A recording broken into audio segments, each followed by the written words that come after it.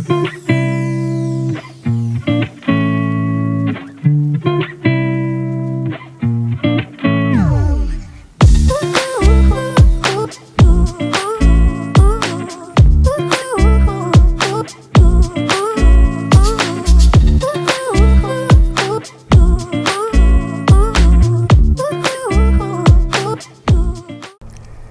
YouTubers, welcome to another episode of You Know It. What is it? Learn Everyday English. Your roadway to English proficiency. I'm outside. I'm going to do a little walk around the neighborhood and do a little walk and talk with you. Kind of let you know what's been going on with me. But before I do that, there's 3 things you can do for me. Like the video, subscribe to the channel, and 3, tell your friends about it so that they can benefit from these videos too, just like you. Well, I'm getting a lot of good comments. People say they like my videos, they like my channel. Some people even say, hey, I'm the best English teacher on YouTube. Huh. Well, I don't know about that. I'm technically not a English teacher by profession. I'm an engineer, but I guess you don't really need a degree per se to teach English or be a good teacher. English is my native language, so and I just enjoy teaching and helping other people. Hey, we got in Texas here a cool front blew through. We can say it blew through. It came through the state, and it got a little chilly. Got a little brisk. Means it kind of got cold, a little cold. The low temperature last night was probably around 35, 34 degrees Fahrenheit. I don't know what that is in Celsius, but 32 degrees Fahrenheit is freezing. So it got to be pretty cold, and I for one don't really like cold weather.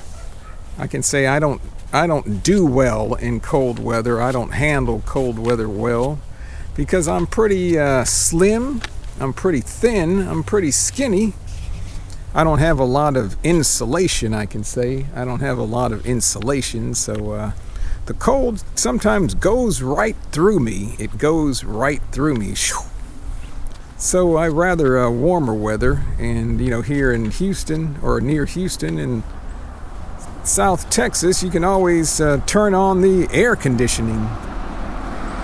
But we do have central heating as well, and I do use a space heater. We say a space heater or a little portable electric heater, but sometimes we say a space heater because it heats the space around you or where you're at. And it's not space as in outer space or NASA, but it's a space heater. So sometimes I have the space heater on when I'm, say, sitting around the house and it gets a little bit chilly inside. Hey, but what else is going on? I've been playing with some of you may know I'm a member of a Jimbe ensemble group. Ensemble is just kind of a group of people that get together. But we play Jimbe drums, African drums, and we had a performance in Houston about a week ago. I'm going to show you a picture, I guess, of our group, and it was a lot of fun. We played for people. We were at a park kind of playing, and people could walk by and listen to us. And we practice twice a month, the first and third Saturdays of every month. We drive down to Houston and have our practice, and actually this Saturday, we actually have a practice, and Sunday we have another performance down in Houston, so that's keeping me really busy. And one other thing that we did recently is over the weekend, was Halloween. And do you celebrate Halloween in your country? Here it's very popular.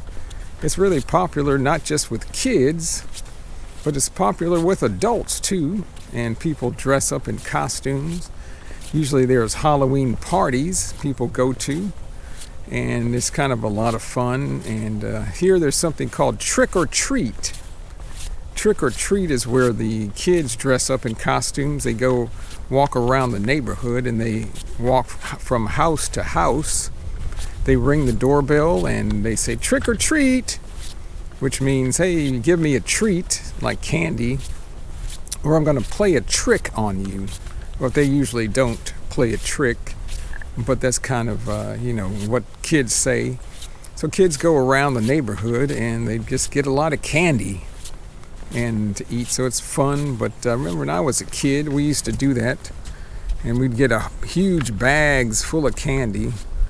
It's maybe not as popular nowadays. That means right now or in today, for kids to go from house to house, because it's gotten a lot more dangerous. You can't trust some people.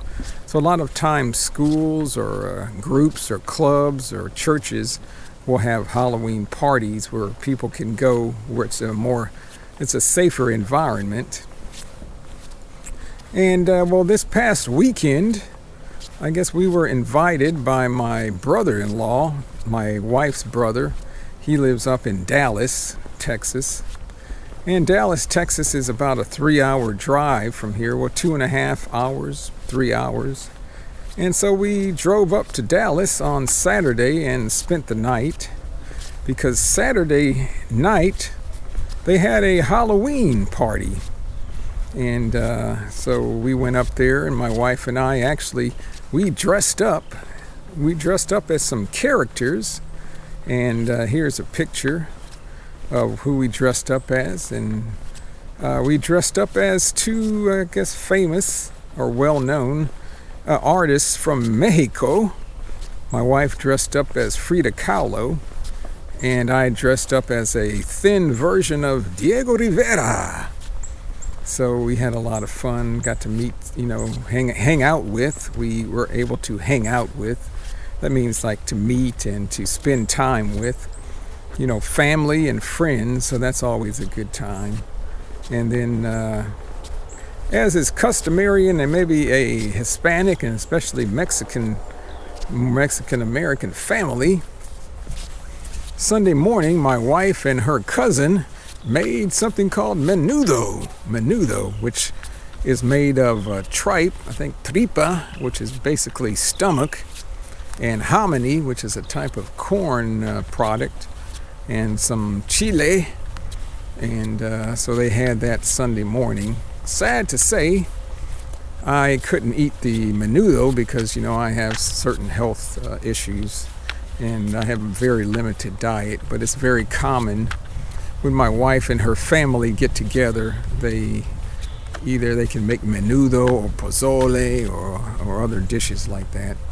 So like I said, we went to Dallas, and we had a good time, and we drove back Sunday. So I've been staying really busy.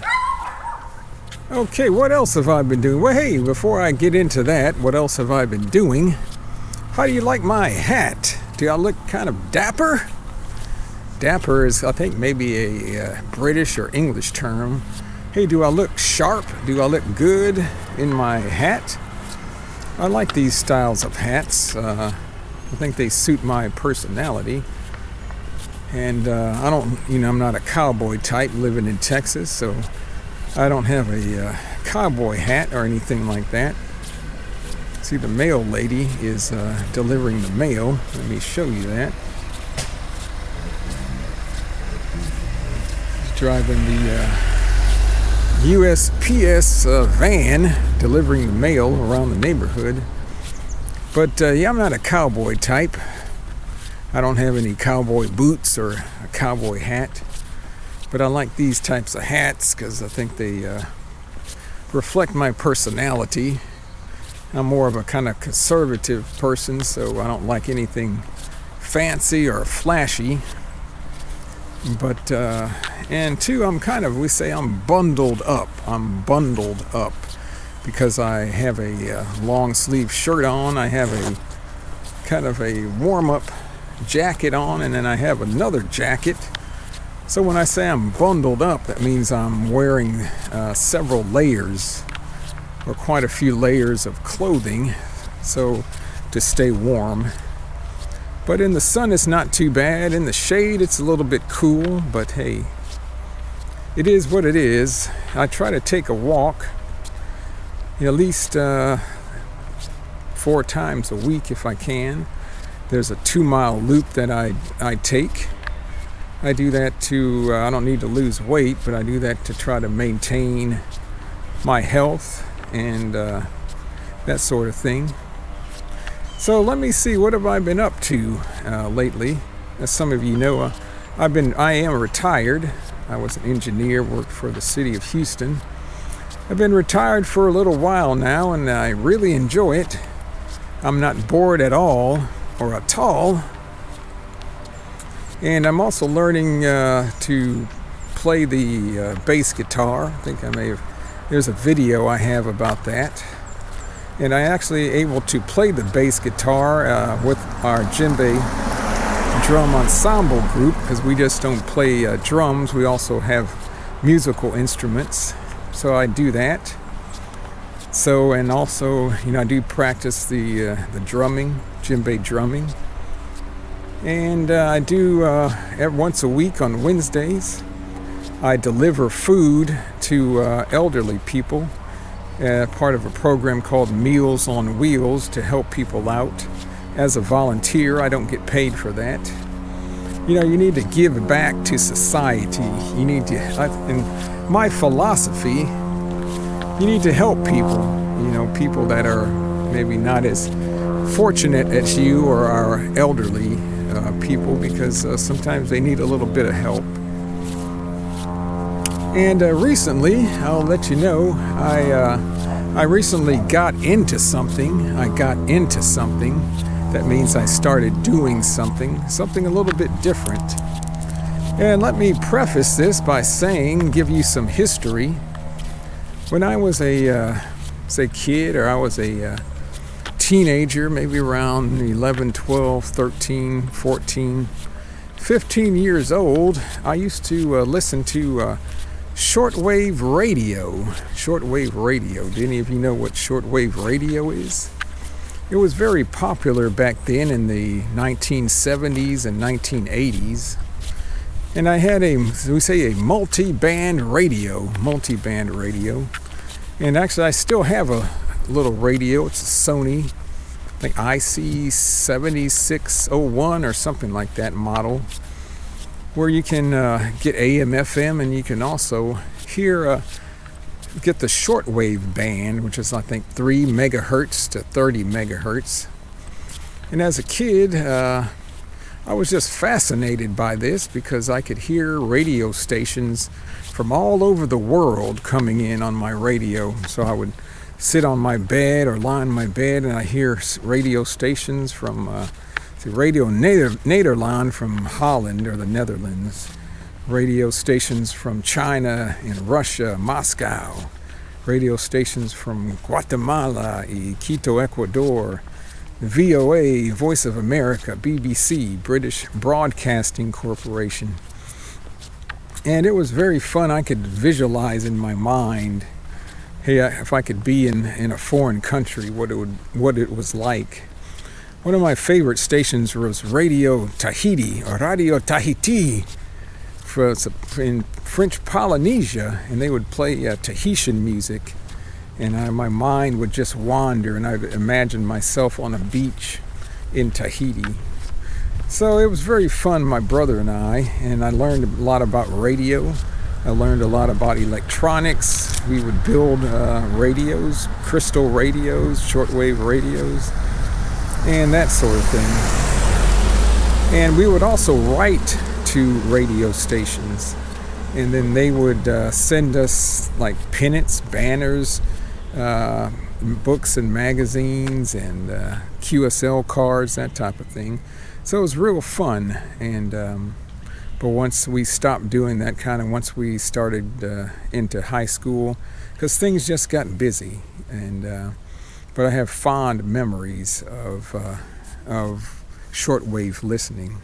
So recently I got into another hobby that kind of reminds me a lot of shortwave listening. It's a little bit different, and I'm going to tell you about that right now.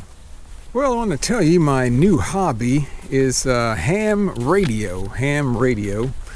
I know ham is not the type of meat or the pig, but it's called ham radio, or maybe amateur radio, or radio aficionado.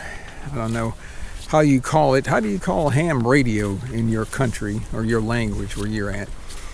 And I remember when I was listening to shortwave radio, I would hear ham radio operators talking. But I thought back then maybe trying to get a ham license, because you need a license to be a ham operator, because it's controlled by the FCC, or Federal Communications Commission. But back then, you had to learn Morse code. Morse code is a type of transmission where you hear like beeps, like beep, beep, beep, beep, beep, beep, beep, beep, beep, beep. And I didn't really want to do that. I didn't want to learn Morse code, so I never got my ham license. But I was driving down the road maybe a month ago in my city, and I saw a sign, and it said ham radio meeting, I think the second Saturday of the month. Stop by and check it out. I said, ham radio. I didn't know they had a ham radio group here in my city, because it's kind of a small city. I thought, well, maybe I'm going to go and check that out. But I didn't make the meeting. But I started doing more research. And I said, well, let me look into ham radio. Maybe it's something I find interesting. I could talk to people all over the world. Kind of reminds me of my shortwave listening days. I'm here at the lake. Let me turn my back to the lake so you can see the lake. It's a beautiful day. So I said, let me check this out. So I went online and I started watching some videos, YouTube about ham radio. I said, well, hey, I need to take a test. There's 3 levels of ham radio. The first level is a technician license, then a general license, and then extra license. So I said, well, let me look into taking the technician license. So actually I just found a free site and started looking at the questions and preparing myself, and it's not very expensive. I think the test was only $15. So for about maybe 3 weeks I was studying for the technician license exam, and that's why I've been kind of busy, and it was kind of very technical. It was very technical. I had to know a lot about electronics and radio waves and radios, and at first I didn't think I would be able to pass it. I told myself, hey, I'm never going to be able to learn all these questions, but I did. I was studying every day, and I was just going over the questions over and over and over again for about 2 to 3 weeks, and eventually I felt I was ready.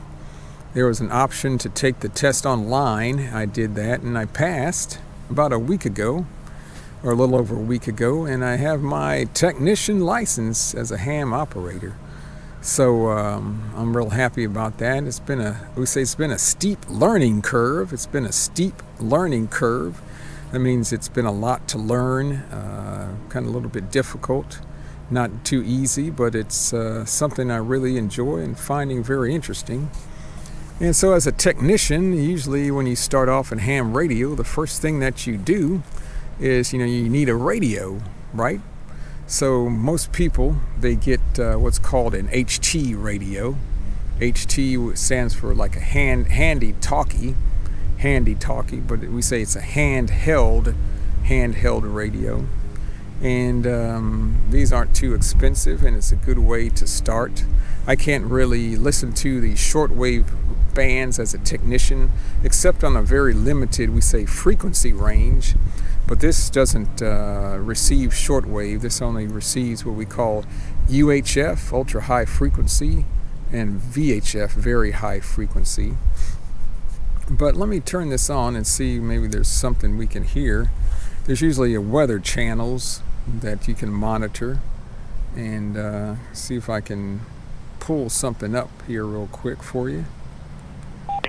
11 of East Magna Bay as depicted on the map dated November 1st, 2023 will be open to the harvesting of Malayan shellfish This is defined as oysters. station called NOAA Weather Radio. NOAA Weather Radio. It's a national radio kind of network for weather information. So you can listen to this. But there's also something called DMR, Digital Mobile Radio, where I can get on a network like it's called Brandmiester network, and I can talk to other people all over the world using through what's called either repeaters, kind of antennas which transfer signals, or I can use what's called a mobile hotspot, and through the internet I can communicate and talk to people all over the world on this little handy talkie, this HT radio. And I've been doing that, and I've been talking to people from Germany, from Philippines, from Malta, from all over the U.S., the different states in the U.S. So I'm really enjoying it, having a good time, and my next step would be maybe to get a little better radio. And here, do you hear that? Hey, there's looks like there's a great blue heron standing on the bank over there. I don't know if you can see him. Let me turn the camera.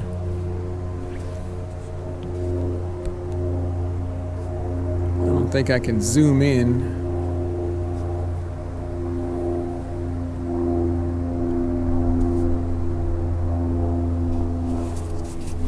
Well, I don't know if that was that heron that was making that sound or noise or not. I'm trying to make sure I'm not standing in an ant pile. That wouldn't be too good. It wouldn't be too comfortable. But yeah, getting back on topic and back on track. And what I was saying, I've gotten into ham radio and using this handy talkie.